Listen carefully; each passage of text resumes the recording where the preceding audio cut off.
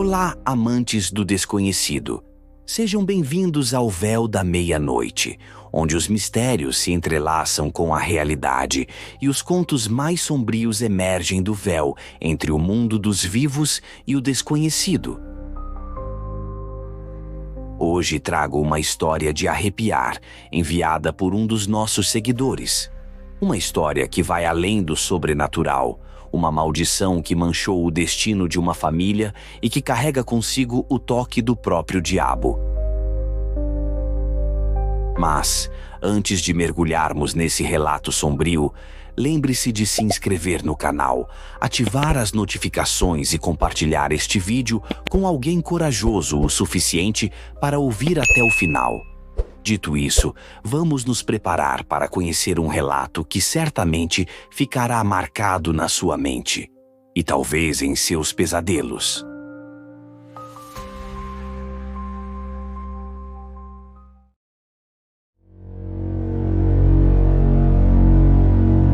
Nosso relato começa em uma fazenda esquecida pelo tempo, nas profundezas do Brasil colonial, onde a sombra de um senhor de engenho cruel pairava sobre todos.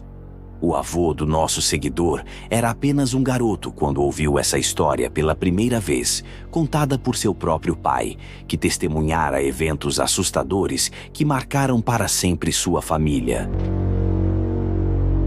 Aquele senhor de engenho, conhecido por sua brutalidade, tinha um controle absoluto sobre a vida de todos que estavam sob seu comando. Ele punia com crueldade qualquer um que ousasse se opor a ele ou a seus ideais, incluindo a imposição forçada da religião católica. Entre os escravos da fazenda, havia uma mãe que, um dia, perdeu seu filho para o chicote implacável do senhor. O garoto se recusou a aceitar a fé imposta e por isso foi brutalmente açoitado até a morte. Em sua dor e desespero, a mãe, consumida pelo ódio e pela tristeza, lançou uma maldição que ressoaria pelos séculos. Com lágrimas nos olhos e a voz carregada de fúria, ela declarou que a filha mais jovem do senhor, de engenho, iria conceber o próprio filho do diabo. As palavras da escrava foram ignoradas por todos. Afinal, quem acreditaria que uma maldição dessas poderia se realizar? O senhor de engenho, arrogante e seguro de seu poder, apenas riu da dor daquela mulher. Ele não sabia, porém, que em 33 dias exatos, algo terrível começaria a acontecer em sua própria casa. Sua filha mais nova, uma jovem pura e devota de apenas 15 anos, começou a mostrar sinais de uma gravidez inesperada. O detalhe mais aterrador? Seu ventre crescia em um ritmo assustador. Não parecia ser uma gestação normal. Era como se algo monstruoso estivesse crescendo dentro dela. A cada dia, o ventre da jovem inchava de maneira grotesca, como se os meses de gestação estivessem passando em questão de horas. O terror tomou conta da família, mas o senhor de engenho se recusava a acreditar que isso era fruto da maldição. Ele acusava sua própria filha de ter cometido algum pecado, de ter se deitado com um homem em segredo. A menina, chorando e em desespero, jurava que nunca havia estado com ninguém. Mesmo assim, o pai, cego pelo orgulho e pela ira, decidiu castigá-la. Ela foi trancada em um quarto nos fundos da casa, longe dos olhos da família e dos trabalhadores da fazenda. Apenas a parteira tinha permissão para vê-la, e mesmo esta mulher parecia hesitar cada vez que cruzava aquela porta. Enquanto a jovem permanecia confinada, rumores começaram a se espalhar. Os escravos e até os poucos visitantes que ainda ousavam se aproximar da fazenda falavam sobre a maldição. Diziam que o diabo estava por trás daquela gravidez e que o filho dele iria nascer naquelas terras amaldiçoadas. Ninguém mais queria trabalhar no engenho.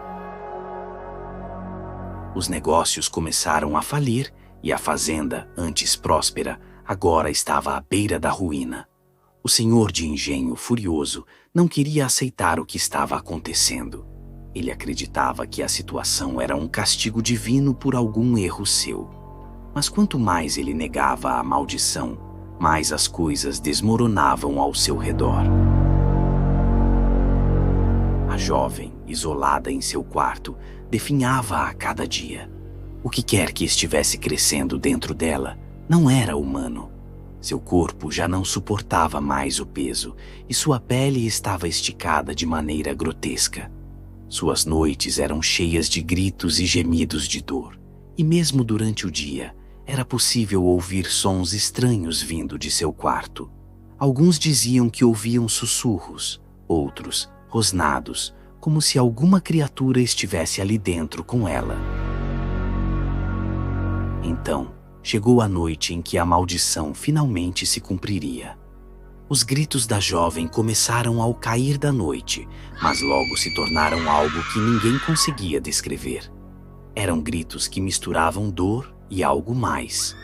Algo que parecia vir de outra dimensão, um som gutural que ninguém reconhecia como humano.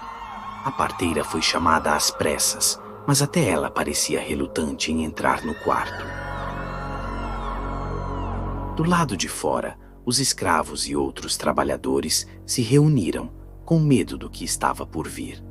Eles oravam e faziam o sinal da cruz, mas todos sabiam que aquela noite terminaria em tragédia. O próprio senhor de engenho, pela primeira vez em muito tempo, parecia hesitante. O que aconteceu dentro daquele quarto nunca foi completamente contado. Mas o que se sabe é que, em meio aos gritos desesperados da jovem, ouviu-se um rugido, um som horrendo, como o de uma besta vinda do inferno. Aqueles que estavam do lado de fora congelaram de medo. Ninguém ousava se mover, e muitos rezavam baixinho, tentando afastar o medo que se infiltrava em seus corações. O silêncio que se seguiu foi ainda mais aterrorizante do que os gritos.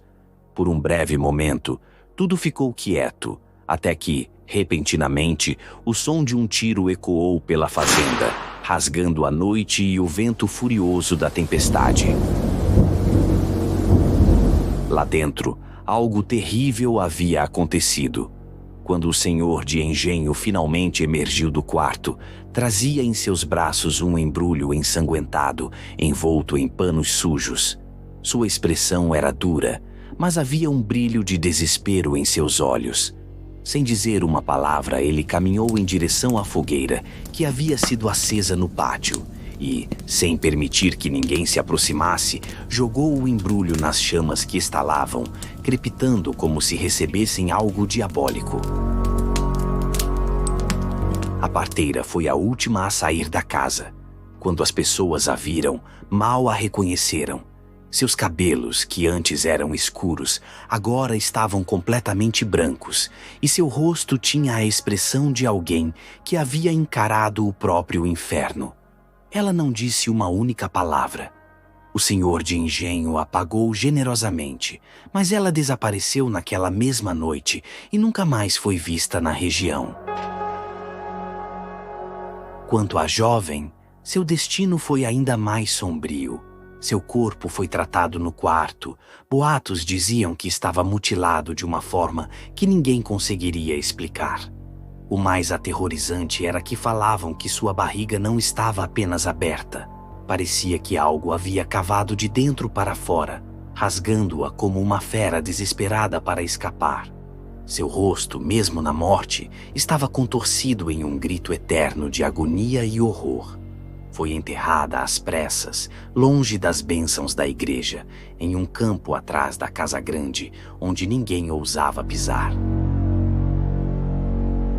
Os senhores disseram que o bebê morreu no parto e foi enterrado com a mãe, mas ninguém nunca viu o bebê, ou como haviam sido sepultados. Na manhã seguinte, enquanto o senhor de engenho tentava apagar qualquer vestígio do ocorrido, ameaçando punir quem falasse sobre o parto e os falecimentos, alguns dos escravos se aproximaram das cinzas da fogueira. Entre os restos carbonizados do que fora jogado ali, encontraram algo que nunca deveriam ter visto. Um pequeno chifre, retorcido e enegrecido, mas não completamente consumido pelo fogo. Sabendo que aquilo era uma prova de que o filho do diabo havia, de fato, nascido naquela fazenda, eles guardaram o chifre em segredo, escondendo-o do senhor de engenho e de qualquer um que pudesse tentar destruí-lo. O medo de que algo pior pudesse acontecer permaneceu entre eles, e até hoje dizem que aquele chifre ainda está escondido em algum lugar, como uma lembrança sombria do dia em que o diabo pisou naquela terra. A fazenda nunca se recuperou. Após o nascimento amaldiçoado, a família foi evitada por todos na região, e o senhor de engenho, que antes governava com mão de ferro, viu sua vida desmoronar. Ele perdeu toda a sua fortuna, os escravos fugiram ou morreram, e as terras foram abandonadas, amaldiçoadas para sempre. Dizem que, nos últimos anos de sua vida, o velho senhor passava horas sentado em uma cadeira de balanço na varanda da casa grande, murmurando para si mesmo e olhando fixamente para o campo onde sua filha estava enterrada. Alguns dizem que ele foi visto conversando com sombras que não estavam lá, pedindo perdão, mas para quem, ninguém sabia. Talvez para a filha, ou para o próprio diabo.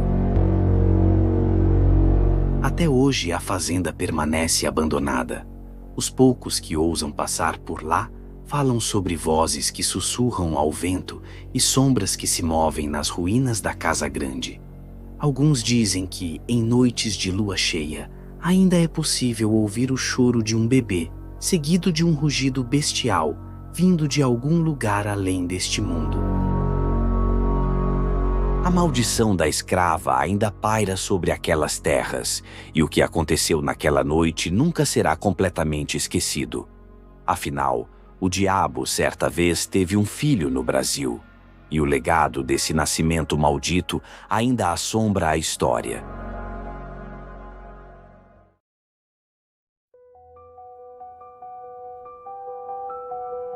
E assim termina mais uma história assustadora do véu da meia-noite.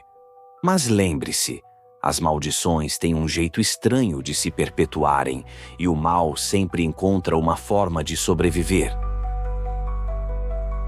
Será que essa história é apenas uma lenda? Ou talvez algo mais sinistro esteja à espreita nas sombras da nossa própria história? A resposta, meus amigos, está além do nosso entendimento.